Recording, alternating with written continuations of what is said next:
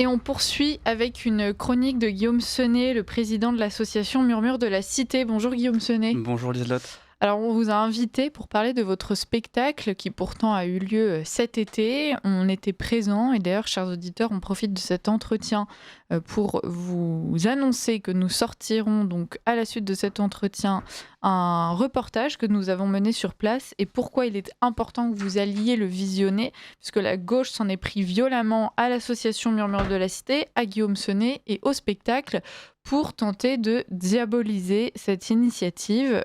Donc vous aurez les images sous les yeux et vous pourrez juger par vous-même. Guillaume Senet, donc cette pression de la gauche, elle a eu lieu pendant la préparation du spectacle.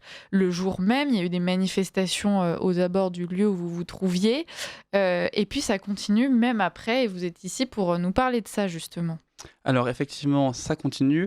Les dernières actualités d'ailleurs datent d'hier, 10 septembre, journée de manifestation, où une fois de plus, nos opposants, la CGT et d'autres syndicats, ont appelé durant leur manifestation dans notre région à siffler Murmure de la Cité. Les manifestations et les pressions sur Murmure de la Cité n'ont pas cessé. Alors on parlait initialement au mois de juin, et un peu avant de diffusion d'adresses, diffusion de photos de domicile, de profession, de nombreuses informations à caractère privé par des personnes publiques, des personnes dépositaires de l'autorité publique ou encore titulaires d'un mandat électif. Là, c'est allé encore plus loin, c'est-à-dire qu'il y a eu notamment le 14 août dernier des dégradations à caractère nazi qui ont eu lieu dans la ville de Moulins. Et moins de 48 heures après les faits, on a eu le droit à un communiqué du Parti socialiste qui s'est permis d'accuser directement Murmure de la Cité comme auteur de ces faits. Alors, c'est ce type d'accusation, de diffamation qui se poursuivent. Et puis après, sans parler bien évidemment de la suite médiatique, journalistique, avec les journalistes depuis le spectacle de l'Humanité ou encore les journalistes du Monde, qui eux ont sorti également leurs chroniques, leurs articles, et qui ne tarissent pas de diabolisation, de nazification envers Murmure de la Cité. Pour vous en donner quelques exemples, pour Le Monde, je suis l'adorateur de figures antisémites convaincus, rien que ça. Pour l'Humanité, notamment son journaliste Thomas Lemayeux, le fait de parler de la libération, de parler de l'occupation, pour lui n'est qu'un placement de produits hitlériens de la part de Murmure de la Cité. Il parle de fantasmes assouvis, d'un spectacle foncièrement révisionniste et carrément anti-républicain. Et donc ce que je disais de placement de produits hitlériens. Voilà, donc on est sur une nazification de base. On est d'accord. Il vous accuse de placement de produits nazis uniquement parce que vous mettez en scène la libération de la ville de Moulins qui a été occupée par les nazis. Tout à fait, c'est exactement ça. Et donc, comme un Spielberg avec légèrement moins de moyens, vous mettez une croix gammée pour expliquer que ce sont les nazis qui sont là, et puis après la croix gammée est enlevée parce que les Français se sont révoltés. Et rappelons d'ailleurs qu'à l'époque, les copains de ceux qui vous accusaient avaient commencé par lécher le cul des nazis. Exactement, tout à fait. Et de fait, nous sommes sur un spectacle de reconstitution historique, nous sommes devant un bâtiment public, le Centre national du costume de scène.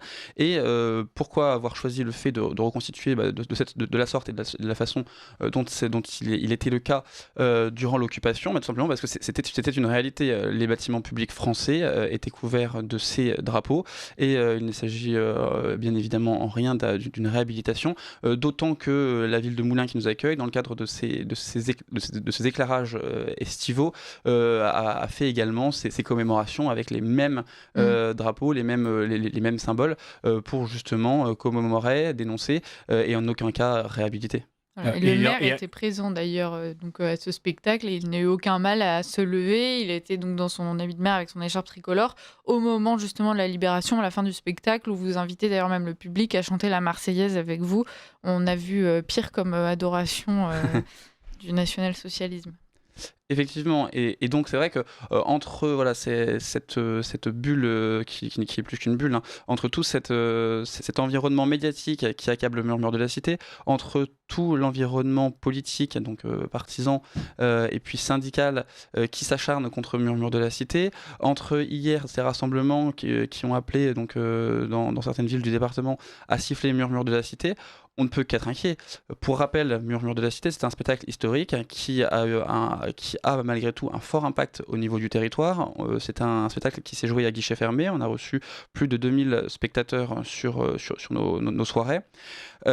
C'est avec plus de 50% de spectateurs extraterritoriaux. On est quand même dans l'Allier, dans le département de l'Allier, le Bourbonnais, un territoire qui reste malgré tout très enclavé, en plein milieu de la diagonale du vide, où on parle, je pense qu'avant Murmure de la Cité, le Bourbonnais n'avait jamais été autant cité dans les médias. On a offert une vitrine, donc non pas par le biais de cette polémique, mais par le biais de ce que nous proposions, à savoir un spectacle qui fédère la population locale, qui permet à des personnes extérieures au département et à la région de venir découvrir ce patrimoine, de venir faire tourner les chambres d'hôtes, de faire tourner les hôtels et également tous les commerces, les restaurants, etc.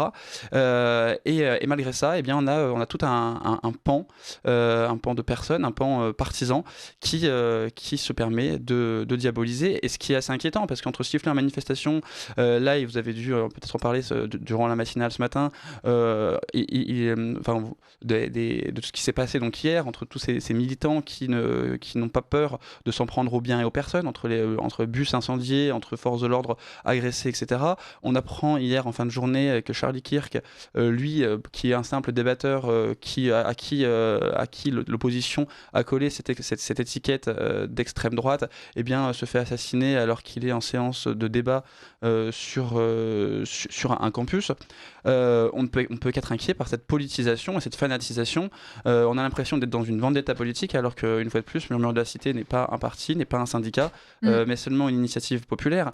Et d'ailleurs, cette antenne, cette matinale me permet d'en appeler au procureur de la République, voilà, de la juridiction de notre spectacle. Quelles sont les suites à donner? Quelle suite va-t-il donner? On a des personnes, je le disais tout à l'heure, qui diffusent des adresses, qui donnent des informations à caractère personnel. On a des personnes qui appellent à venir, vous étiez là, Liselotte, en manifestation, à venir couper l'électricité chez certains bénévoles du spectacle, même plus, certains membres de la CGT, je les cite parce qu'ils ont revendiqué les faits, se sont rendus au domicile de certains membres de l'association Murmure de la Cité durant l'été, moins de 15 jours après le spectacle, pour y coller des affiches, des injures, et puis pour venir insulter des gens qui se trouvaient sur place. Monsieur le procureur, qu'attend-on pour mettre un nom sur ces délits pénaux entre la divulgation d'informations personnelles, entre toutes ces choses qui s'accumulent? Que fait-on? Va-t-on attendre qu'il y ait des violences physiques et des atteintes plus graves encore aux personnes? Voilà, je vous le demande, et j'espère qu'on va trouver rapidement une solution pour ne pas compromettre la saison 2026 qui approche. C'est ça. Et on peut aussi demander des comptes aux journaux, La Montagne ou l'Humanité, par exemple, à qui vous avez réclamé votre droit de réponse et qui, pour le moment, restent muets. On va suivre ce dossier avec vous, Guillaume Sonnet, malheureusement, dans vos termes de cette chronique. On ne manquera pas de vous réinviter dans un format plus long pour continuer à parler de ce qui se passe. Et on espère surtout que vous allez avoir des réponses à vos questions, notamment de la part du procureur. Je vous remercie, Liselotte. Merci beaucoup.